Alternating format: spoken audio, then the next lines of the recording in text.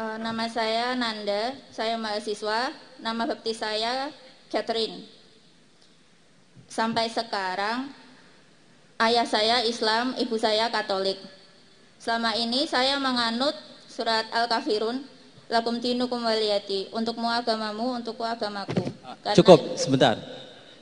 My name is Nanda, and I was Christian. I am student. My father Muslim and my mother Catholic, and I believe and I practice the Surah Al-Kafirun. Teruskan. Hal ini karena berdasarkan Al-Baqarah ayat 62.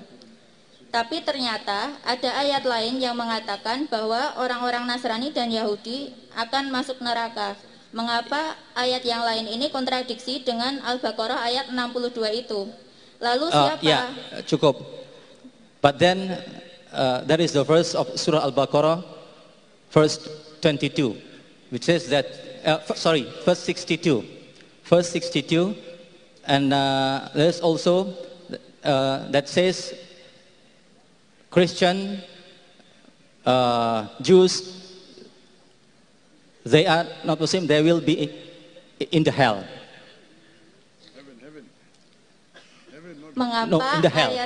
Mengapa ayat yang mengatakan bahwa orang Nasrani dan Yahudi akan masuk neraka itu kontradiksi dengan Al-Baqarah ayat 62? And the expression that said that Christian and Jews that they will enter the hell, it contradicts with Al-Baqarah 62. Why? Lalu siapa yang dimaksud dalam Al-Baqarah 62 itu? And who is then in Surah Al-Baqarah in 62? If I understood the question correctly, that the Quran says that the Jews and Christians will be in hell, but Surah Baqarah chapter 2 verse number 62 says that all those who believe in Allah and have faith, whether you're a Christian or a Jew or a Sabian, you will go to Jannah. So these two verses are contradicting. Before I answer this question, I find it very common in Indonesia that Muslims are marrying non-Muslims and they do it so freely. And while traveling in these few days, I realized that Muslim parents willingly give their daughters to marry a non-Muslim. If a Muslim parents give their daughters in marriage to a non-Muslim, most probably even you will be held responsible. Why do the Muslim parents of Indonesia give their daughters and their sons in marriage to non-Muslims? How are you doing it? Allah clearly states in the Quran, in Surah Baqarah, chapter number 2, verse number 221, that do not marry mushrikah until she believes. A believing woman is far better than a mushrikah, even if she allows you. That means you do not marry a mushrik girl until she believes.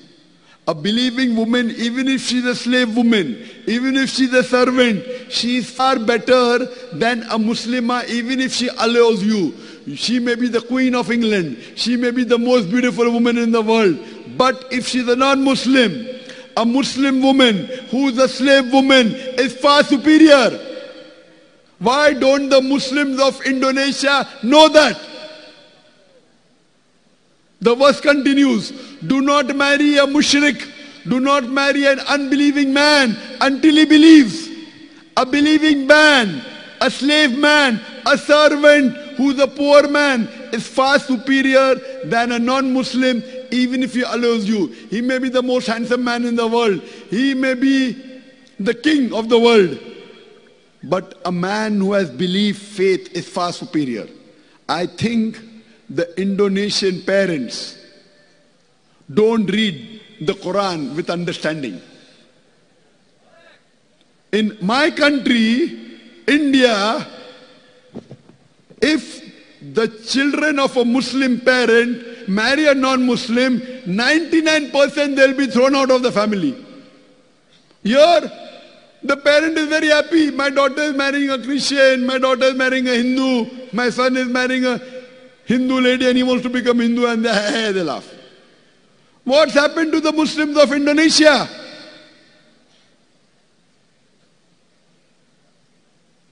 I want all the universities in Indonesia, in the Islamic studies, to make it a point that do not marry non-Muslim. I'm shocked. When we go to a minority Muslim country,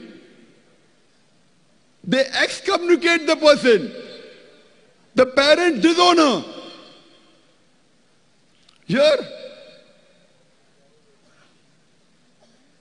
make it very clear that if you have an option between marrying a non-Muslim, who may be the king of the world, who may be the most handsome man, who may be the most beautiful, who may be Richard Gere, anyone. He may be Bill Gates. But a Muslim man who's a servant, who may be the most ugliest man in the world, he is far superior because he has Iman. If you have Iman, you will go to Jannah. I want to tell the Muslim men, do not marry non-Muslim women. She may be the most beautiful woman in the world, not Indonesia. She may be the most wealthiest woman in the world. She may be a queen. But if you have a mu'mina, a believing woman, who may be the most ugliest woman in the world, who may be a slave woman, she is far superior because she will take you to Jannah. She is your muhsana. The Quran says your wife is a muhsana. Muhsana means fortress against the devil. If you marry a non-Muslim, they are a fortress of the devil, not against the devil.